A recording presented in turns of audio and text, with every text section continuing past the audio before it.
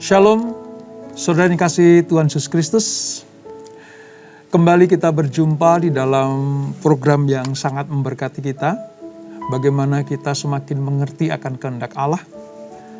Dan saya percaya sepanjang saudara mengikuti kelas Bible Study, saudara betul-betul punya kerinduan untuk mengerti akan firman Tuhan. Bukan lewat cara-cara manusia, tapi lewat cara-cara Tuhan. Oleh sebab itu, mari kita lanjutkan pembelajaran kita. Kalau kemarin terakhir kita belajar tentang imamat yang keempat, ya, tentang korban penebus dosa. Hari ini kita akan belajar tentang korban penebus salah. Nah, ini apa lagi nih ya saudara? Kok ada korban penebus dosa dan ada korban penebus salah? Kok jadi makin rumit ya Pak? Ada pertanyaan seperti itu. Mengikut Tuhan bukannya simpel-simpel saja gitu. Saya mau katakan ya, kita maunya simpel-simpel saja saudara. Kita maunya yang gampang-gampang saja. Tapi kalau itu kita lakukan, maka kita disebut sebagai anak gampangan, bukan? Tuhan memberikan hukum, Tuhan memberikan peraturan supaya kita menjadi anak yang berkenan kepada Tuhan. Nah, sebelum kita pelajari tentang korban penghapus salah ini saudara, atau penebus salah ini, mari kita minta tuntunan Roh Kudus. Kita minta Tuhan mengurapi kita. Supaya mata kita dicelikkan Tuhan. Sehingga mengerti akan kehendaknya. Haleluya. Haleluya. Kami perlu Engkau Tuhan. Kami perlu Tuhan. Mengurapi kami supaya kami layak dan mengerti kehendak-Mu. Terima kasih Tuhan. Terima kasih Bapa.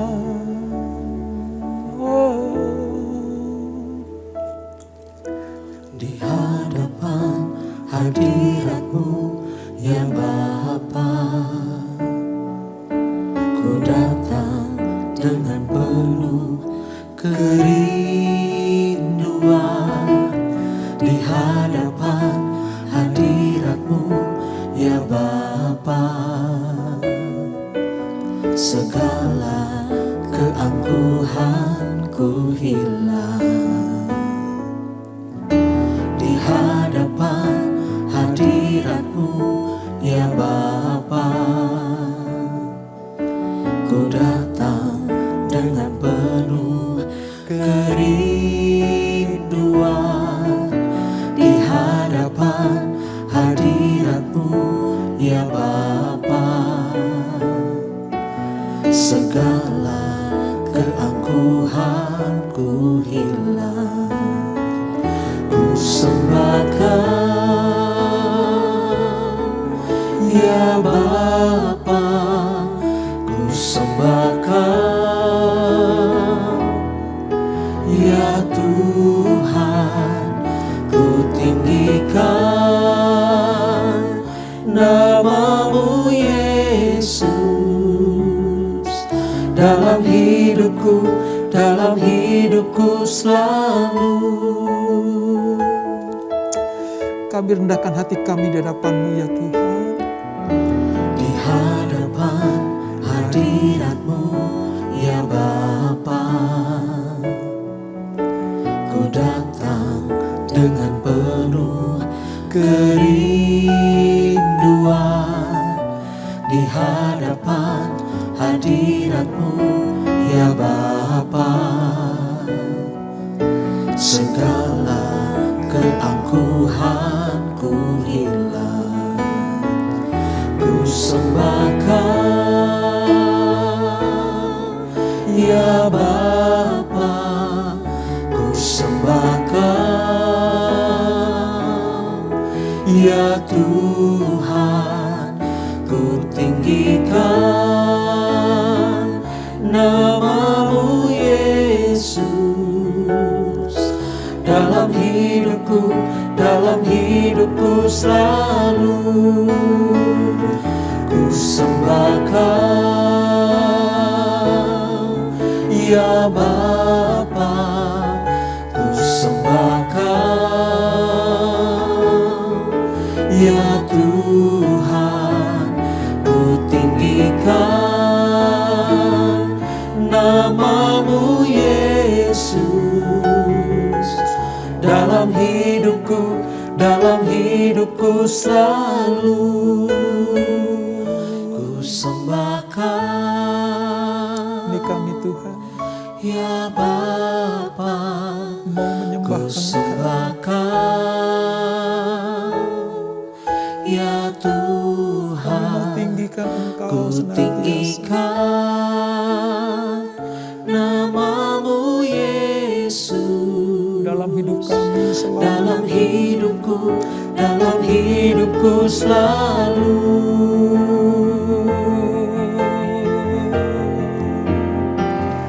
ku sembahkan.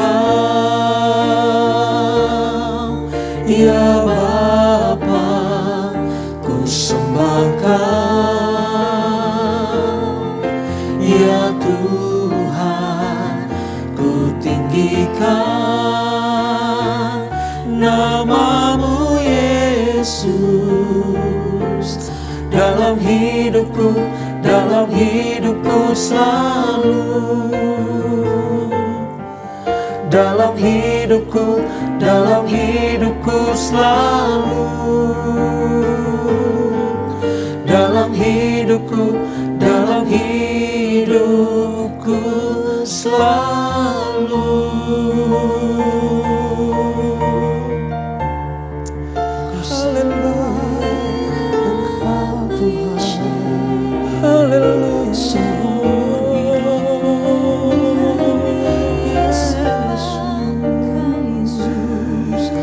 Di hadapan-Mu Tuhan,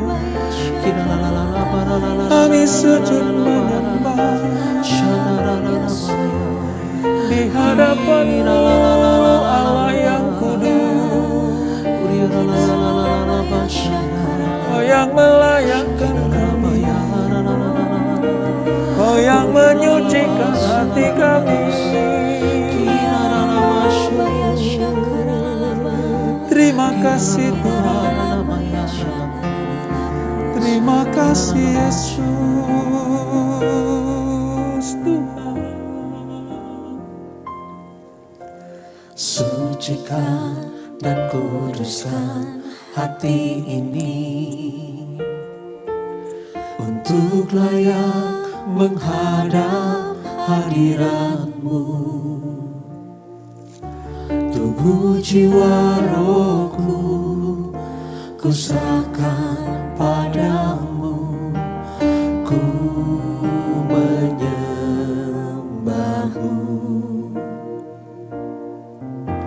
Sucikan dan kuduskan hati ini untuk layak menghadap hadirat-Mu. Tubuh, jiwa, rohku, ku serahkan padamu. Ku menyembah-Mu. Tinggikan nama-Mu ya Tuhan. Mulialah nama-Mu ya Tuhan. Tiada lain seperti Engkau ya Allahku. Besar kuasa-Mu.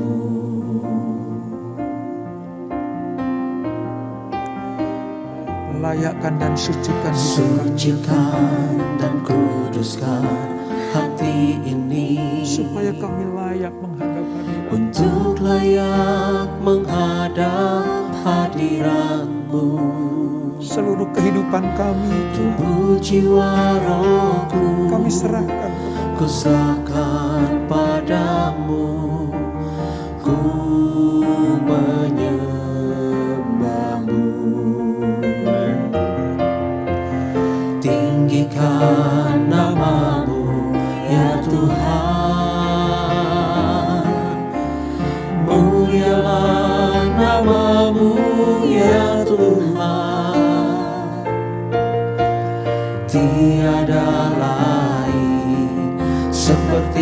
Engkau ya Allahku, besar kuasa-Mu. Tinggikan nama-Mu ya Tuhan,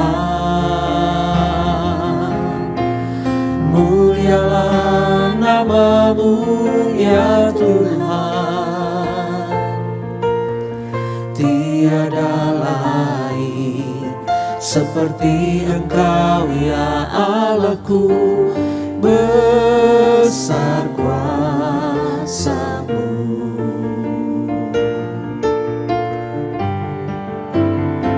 Kami mau tinggikan Engkau senantiasa. Tinggikan nama-Mu ya Tuhan. Kami mau memuliakan Engkau ya Yesus. Mulialah nama-Mu ya Tuhan.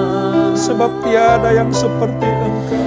Tiada lain Terima kasih. seperti Engkau ya Allahku, besar kuasa-Mu. Tinggikan nama-Mu ya Tuhan, mulialah nama-Mu ya Tuhan. Tiada lain seperti Engkau ya Allahku, besar kuasa-Mu. Tiada lain seperti Engkau ya Allahku, besar kuasa-Mu. Ini pernyataan iman kami kepadamu ya Tuhan. Bahwa tidak ada Allah lain yang kami sembah selain Engkau. Sebab tidak ada yang seperti Engkau. Tidak ada yang dapat disejajarkan dengan Engkau. Engkau mengatasi segala-galanya. Engkau yang membawa kami layak untuk menghampiri hadirat-Mu. Roh, jiwa, dan tubuh kami disempurnakan oleh kematian Tuhan Yesus Kristus di kayu salib. Lewat korban penebusan dosa itu, kami diperdamaikan dengan Bapa di surga. Siapa Allah yang seperti itu? Selain Engkau tidak ada ya Tuhan. Siapa Tuhan seperti Engkau? Tidak ada yang seperti Engkau. Oleh sebab itu, dari pihak kami umat-Mu akan tetap setia dan taat kepada Engkau. Terima kasih Roh Kudus. Terima kasih atas hadirat-Mu. Sebentar kami akan melanjutkan pembelajaran kami lewat kitab Imamat yang membawa kami layak untuk datang kepada Tuhan. Urapi kami, urapi hamba-Mu. Mari yang siap merenungkan firman Tuhan dan jadi pelaku firman, sama-sama kita katakan amin. Amin. Nah saudara, pada pertemuan berikut ini, hari ini kita akan menggabungkan 3 pasal ya saudara, 3 pasal.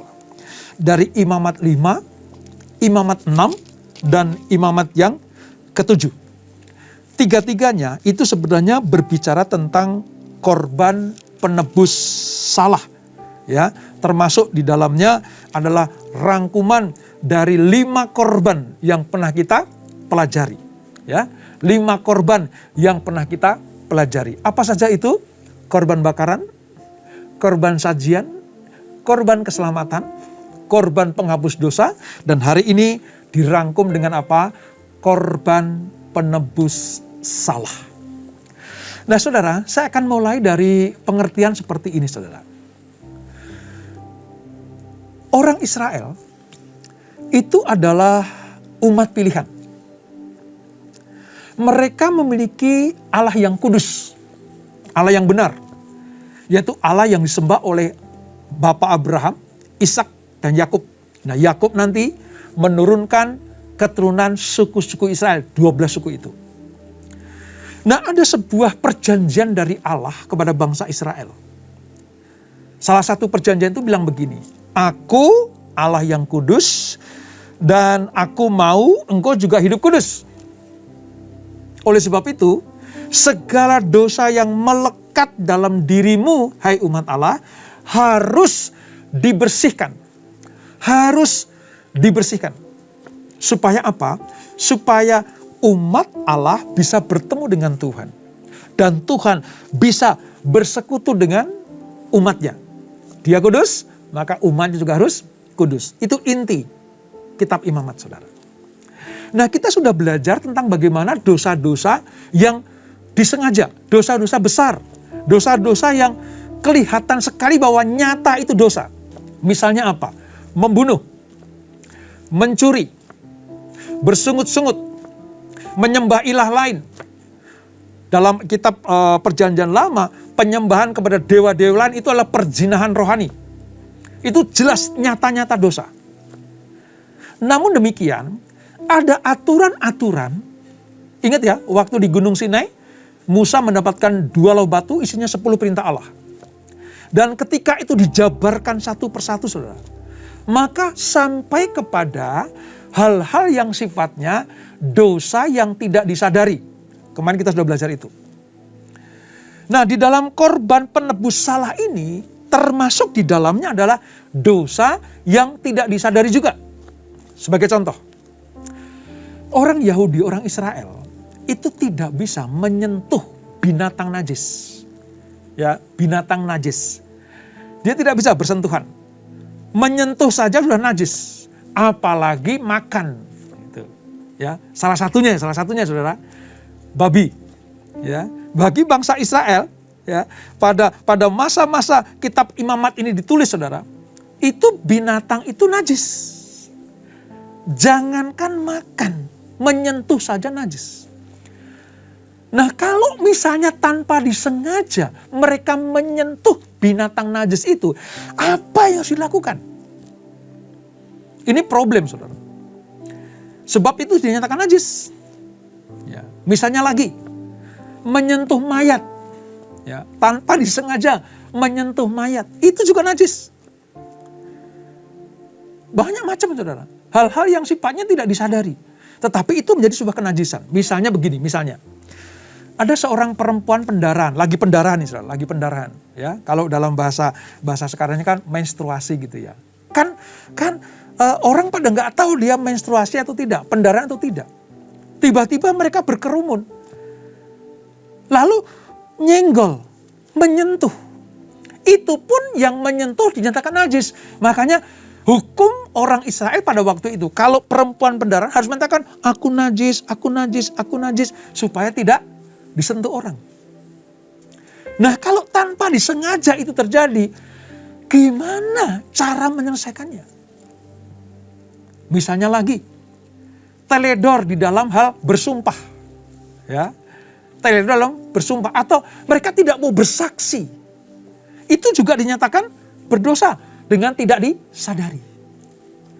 Nah, tidak ada dosa yang boleh melekat dalam diri bangsa Israel, sekecil apapun. Termasuk tadi itu, tanpa disengaja menyentuh mayat. Oleh sebab itu, Tuhan memberikan aturan-aturan. Supaya di dalam dosa yang tidak disadari ini, bangsa Israel melakukan sebuah ritual persembahan yang disebut sebagai korban penebus salah. Nah, pasal 5, pasal 6, dan pasal 7 akan kita rangkum korban penebus salah itu seperti apa. Mari kita baca, saudara. Imamat 5 ayat 11 sampai ayat 14 sampai 16 ya. Imamat pasal yang kelima ayat 14 sampai 16. Perjanjian Lama halaman 111. Demikian firman Tuhan. Korban penebus salah. Tuhan berfirman kepada Musa. Sudah lihat ya. Tuhan ngomong ke Musa, nanti Musa ngomong ke bangsa Israel lewat Harun. Apabila seseorang berubah setia dan tidak sengaja berbuat dosa dalam sesuatu hal kudus yang dipersembahkan kepada Tuhan, maka haruslah ia mempersembahkan kepada Tuhan sebagai tebusan salahnya. Yaitu apa? Seekor domba jantan yang tidak bercela dari kambing domba. dinilai menurut sikal perak, yakni menurut sikal kudus, menjadi korban penebus salah. Ayat 16.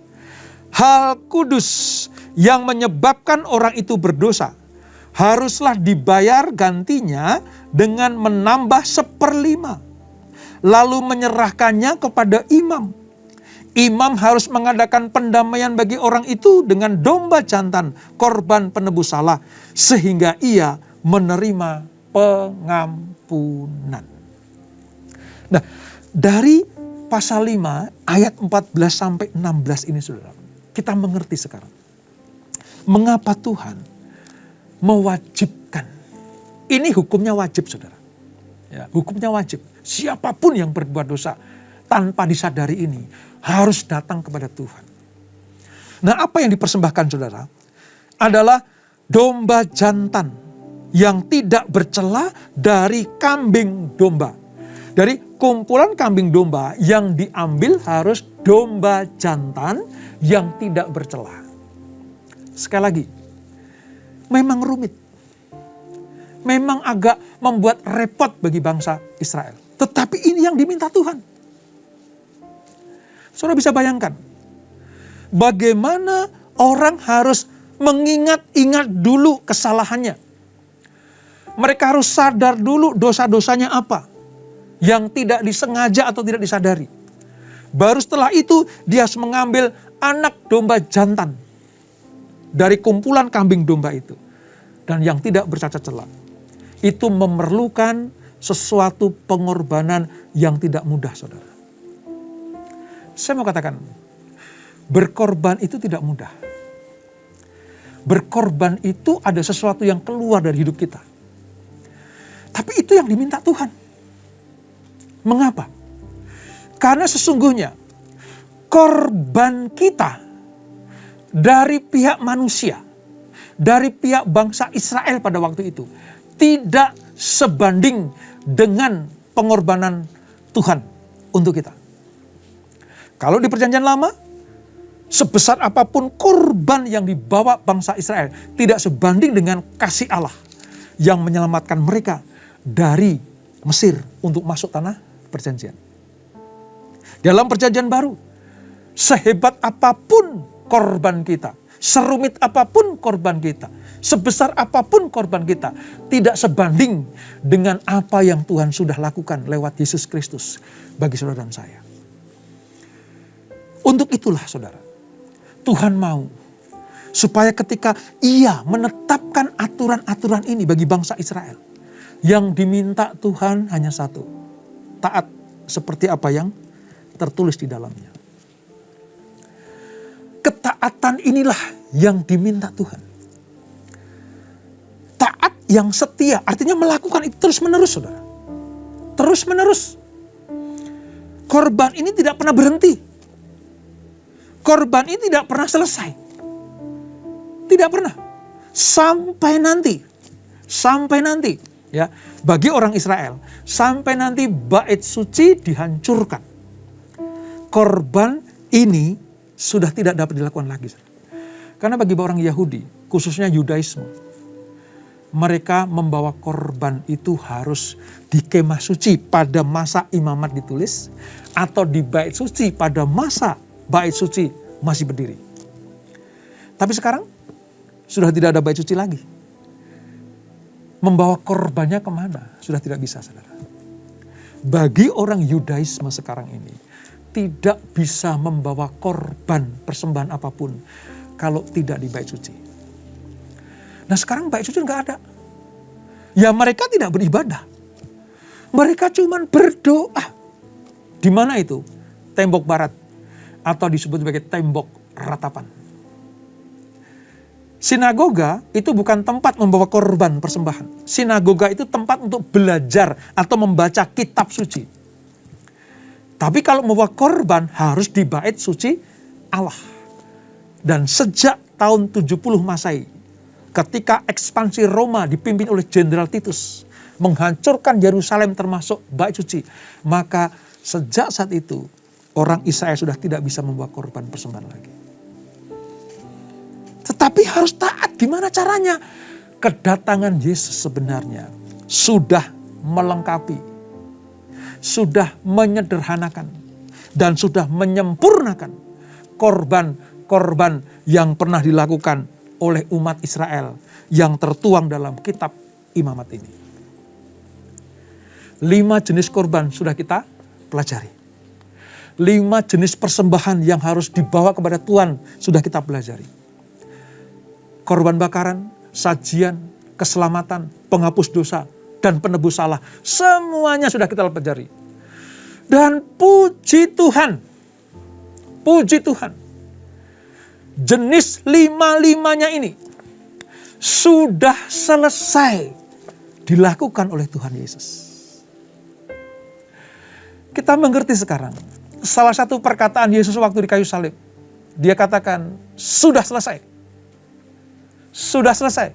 Itu artinya mengandung arti bahwa baik korban bakaran, korban sajian, korban keselamatan, korban penghapus dosa, dan korban penebus salah sudah selesai di dalam diri Yesus Kristus. Dulu rumitnya luar biasa, saudara. Saudara pelajari itu ya. 5 kali pertemuan ini kita belajar bagaimana rumitnya cara menghampiri Allah. Tapi lewat korban Tuhan Yesus, jam 3 petang dia teriak, Eloi, Eloi, lama sabachthani. Ya Bapa, mengapa engkau meninggalkan aku? Lalu tiba-tiba dia menyerahkan dirinya, menyerahkan nyawanya. Dan apa yang terjadi? Tirai bait Allah terbelah menjadi 2. Ruang Maha Kudus dan ruang kudus itu sudah tidak sekat lagi. Sudah tidak perlu ada korban bakaran lagi. Sudah tidak perlu ada korban sajian lagi. Tidak perlu ada korban keselamatan, penghapus dosa dan penebus salah. Sebab semuanya sudah ditanggung oleh Tuhan Yesus. Tidak ada ruginya kita mengerti belajar kitab Imamat ini. Karena sekarang kita mengerti sekarang betapa berharganya Yesus sebagai korban penebus hidup kita. Yang harusnya kita lakukan dengan rumit, sulit, ya, repot sekali, saudara. Tetapi oleh karena Yesus Kristus, dia adalah korban bagi kita. Dia adalah anak domba Allah. Dia adalah roti kehidupan kalau tidak sebagai roti sajian. Dia adalah roti kehidupan. Dia mengatakan, aku roti hidup. Itu melambangkan apa? Korban roti sajian dalam Imamat 2 yang kita pelajari. Dia mencurahkan darahnya seperti seekor anak domba yang disembelih. Lalu darahnya dipercikkan di mezbah-mezbah. Tubuhnya dia cambuk. Bilur-bilurnya itu keluar dari tubuhnya untuk apa? Menyembuhkan kita. Melayakkan kita untuk bertemu dengan Bapa di surga. Memperdamaikan kita kembali dengan Bapa. Semua korban ini, 5-5-nya korban ini sudah terangkum dalam diri Tuhan Yesus. Betapa luar biasanya Tuhan Yesus buat kita semuanya. Kita mengerti sekarang. Yesus sungguh sangat berharga buat kita semuanya. Nggak bisa dibandingkan dengan apapun juga. Tadi pujian kita mengatakan, nggak ada yang bisa disejajarkan dengan Tuhan. Nggak ada yang bisa menggantikan Tuhan. Makanya sekali Yesus, tetap Yesus. Terima dia dengan ucapan syukur. Terima dia dengan seluruh keberadaan kita, roh, jiwa, dan tubuh kita. Kita mengakui bahwa tanpa Yesus, kita masih melakukan ritual-ritual yang rumit ini, saudara. Tanpa Yesus, hidup kita akan habis waktunya hanya untuk membawa korban persembahan. Nah, kalau sudah disempurnakan oleh Tuhan Yesus, Yesus sudah mati buat kita. Apa yang dapat kita lakukan, saudara? Yang Tuhan minta cuma satu. Persembahkanlah hidupmu. Persembahkanlah tubuhmu. Bukan hanya untuk jemaat saja, tapi juga para imam-imam, para pekerja, para pengerja. Persembahkanlah tubuhmu, persembahkanlah hidupmu, persembahkanlah waktumu, persembahkanlah pikiranmu, persembahkanlah hatimu. Hanya kepada Tuhan. Gak perlu bawa kambing domba lagi. Gak perlu bawa roti sajian. Nggak perlu menyembelih lembu sapi lagi. Cukup datang kepada Tuhan. Persembahkan hidupmu. Ya. Persembahkanlah waktumu. Dan persembahkanlah hartamu. Ada bagian Tuhan yang kita kembalikan. Sebab itu milik Tuhan. Sama seperti lemak dan seluruh isi perut. Waktu kita belajar tentang korban keselamatan. Semua dibakar. Itu bagian Tuhan. Itu milik Tuhan. Persembahkanlah kepada Tuhan. Supaya apa? Supaya Tuhan tetap memelihara anak-anaknya. Pada pertemuan hari ini kita menutup 5 jenis korban kepada Tuhan. Persembahan korban yang kita berikan pada Tuhan. Saya ulang sekali lagi ya saudara. Ingat, supaya saudara ingat saudara. Korban bakaran, korban sajian, korban keselamatan, korban penghapus dosa, dan korban penebus salah. Semuanya sudah kita pelajari dan kita imani itu semuanya dilakukan oleh Tuhan Yesus untuk saudara dan saya. Semakin cinta Yesus dan berikan apa yang menjadi miliknya. Hartamu, tubuhmu, waktumu, persembahkanlah kepada Tuhan. Maka engkau akan disebut sebagai umat yang diberkati Tuhan. Dan umat yang berkenan kepada Tuhan. Kapanpun dia datang, kita akan dijemput untuk dibawa masuk dalam perjamuan kawin anak domba. Kita berdoa saudara. Bapa di surga, 5 pertemuan berturut-turut ini kami belajar dari kitab Imamat bagaimana mempersembahkan korban kepada Tuhan. Sekarang kami tahu bahwa dalam diri Tuhan Yesus Kristus semuanya sudah terbayarkan lunas. Kami tidak perlu lagi membawa korban bakaran berupa binatang atau membawa korban sajian berupa tepung atau bulir gandum. Kami tidak perlu lagi menyembelih korban sebagai korban keselamatan. Kami tidak perlu lagi menyembelih korban untuk korban penghapus dosa dan penebus salah. Semuanya terangkum dalam diri Tuhan Yesus. Oleh sebab itu, kami mau semakin mengasihi Tuhan Yesus, mencintai Tuhan Yesus. Kami tidak akan menggantikan apapun juga. Sebab Tuhan Yesus sungguh baik, sangat baik. Menggantikan kami yang harusnya binasa. Tapi Tuhan Yesus mati buat kami. Terima kasih Tuhan Yesus. Ingatkan kami. Supaya kami kalau membawa korban persembahan. Kami diingatkan. Enggak seberapa. Dibanding dengan nyawa yang diberikan Yesus kepada kami. Harta kami. Waktu kami, pikiran kami, pelayanan kami, tenaga kami tidak seberapa jika dibanding dengan nyawa yang diberikan Yesus buat kami. Oleh sebab itu Tuhan, kami mau bertobat sungguh. Kalau kami masih suka mencuri apa yang menjadi milik Tuhan, tidak mengembalikan apa yang menjadi milik Tuhan. Kami belajar bagaimana lemak dan seluruh isi perut itu harus dibakar supaya ada dupa yang harum. Itu milik Tuhan. Ampuni kami kalau kami berlambat-lambat atau bahkan sengaja melupakan membawa korban persembahan. Baik harta kami, baik hidup kami. Ampuni kami Tuhan, ampuni kami. Dari kitab Imamat kami mengerti, semuanya yang menjadi milik Tuhan harus dikembalikan kepada Tuhan. Itulah korban yang menyukakan hati Tuhan. Lewat pembelajaran ini kami mengerti sekarang. Ada hak Tuhan dalam hidup kami. Supaya kami kembalikan kepada Tuhan. Berkati anak-anakmu, berkati kami semuanya. Berkati yang melihat program ini. Semuanya mengerti bahwa dalam diri Yesus Kristus sudah terlunas bayar semua korban itu. Berkati keluarga demi keluarga. Berkati rumah tangga. Berkati usaha bisnis dan pekerjaan anak-anakmu. Berkati pelayanan kami, kesehatan kami, sukacita kami. Semuanya dilimpahkan Tuhan untuk kami semuanya. Terima kasih Bapak. Sebelum kami berpisah, kami akan terima berkat yang daripadamu. Kekasih-kasih Kristus, arahkan hatimu kepada Tuhan. Terimalah berkat kasih anugerah dari Allah Bapa yang berlimpah-limpah di dalam anaknya yang tunggal Tuhan Yesus Kristus. dan persekutuan yang manis dalam Roh Kudus menyertai kita semuanya. Mulai malam hari ini sampai Maranatha, Tuhan Yesus datang kedua kali menjemput kita semuanya, dibawa masuk dalam kerajaan surga yang mulia, menikmati kemuliaan kekal sampai selama-lamanya. Yang diberkati, sama-sama kita katakan amin. Tuhan Yesus memberkati.